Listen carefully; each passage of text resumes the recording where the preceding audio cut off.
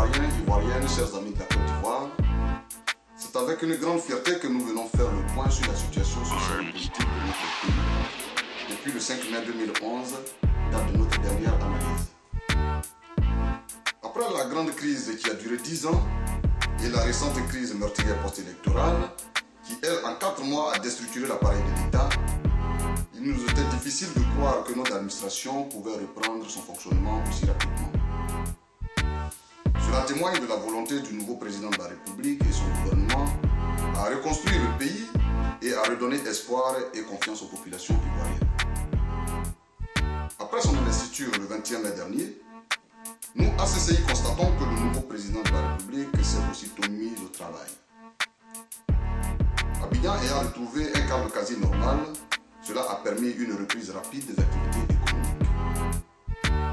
Par la suite, des exemples de rigueur et de bonne gouvernance ont été donnés par le chef de l'État lui-même. Au plan diplomatique, nous constatons que notre pays a renoué avec une diplomatie respectueuse des règles internationales de gouvernance. Les investisseurs et les bailleurs de fonds rassurés reviennent progressivement dans notre pays en toute sérénité. Au plan sanitaire, la ville d'Abidjan, qui était l'une des capitales les plus insalubres de la sous-région, refait sa toilette. Et ceci avec le minimum de moyens dont disposent les ministères affectés à cette tâche. C'est donc le lieu d'adresser nos sincères félicitations à ces ministères.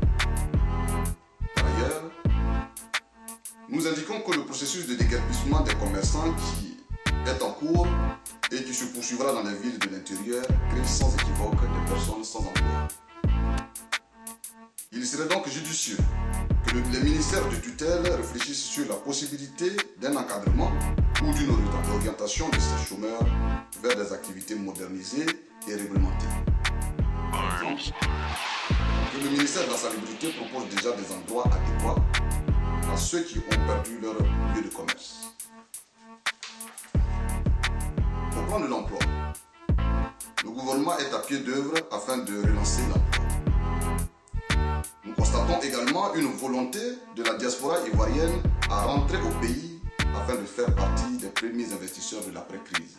Pour cela, l'ACCI suggère au ministère des Affaires étrangères une cellule dans nos ambassades pour examiner des projets associatifs ou individuels.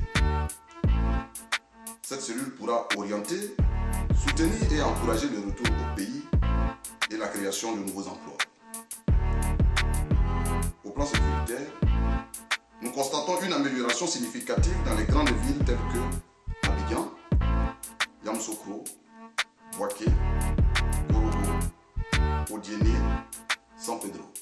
Les arrestations arbitraires que subissaient les populations abidjanaises ont considérablement diminué. Mais il reste encore un effort à consentir.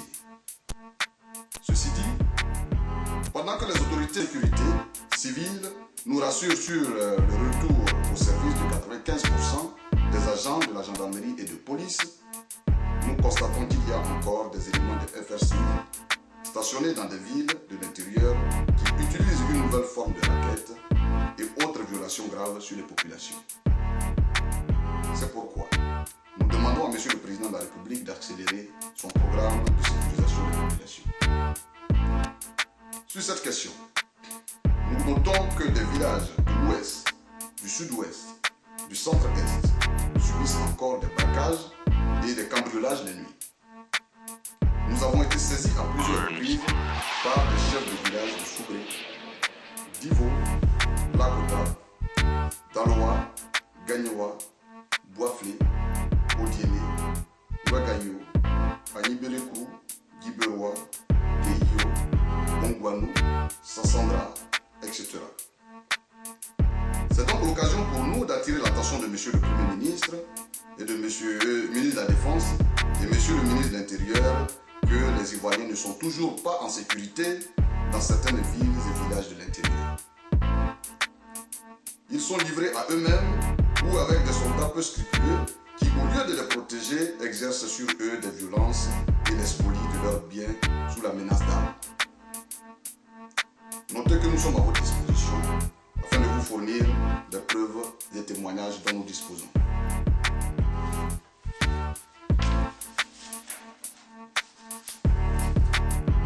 Nous insistons sur le fait que si la sécurité est revenue dans les grandes villes cités plus haut, ce n'est pas le cas dans certaines villes et villages de la sous-région, de l'intérieur du pays. Nous avons aussi été avisés de vol de voitures, parfois de grosses cylindrées arrachées à leurs propriétaires qui ont subi des changements de plaques d'immatriculation dont les nouveaux acquéreurs circulent en toute impunité dans le pays. C'est pourquoi nous demandons à Monsieur le ministre en charge de la sécurité de procéder à des investigations afin de restituer ces voitures volées à leurs propriétaires. À Monsieur le Premier ministre, nous demandons d'accélérer le processus d'encadrement des soldats des FRCI qui sont déployés sur l'étendue du territoire afin de les remplacer par la gendarmerie et la police. Il faut aussi noter que lorsque nous approchons ces soldats, ils prétextent qu'ils ne reçoivent aucun salaire de la part militaire. Nous ne pouvons croire à cela, car le contraire ne contribuerait pas au bon fonctionnement de nos systèmes sécuritaires et encore moins au respect et à l'application des décisions gouvernementales par ces soldats. Au plan de la santé, nous sommes heureux que nos concitoyens puissent bénéficier de la prise en charge totale des frais dans les hôpitaux. Cependant, nous informons le ministère de la Santé que non seulement les médicaments manquent dans les hôpitaux, mais nombreux sont ceux qui n'en bénéficient pas à l'intérieur du pays.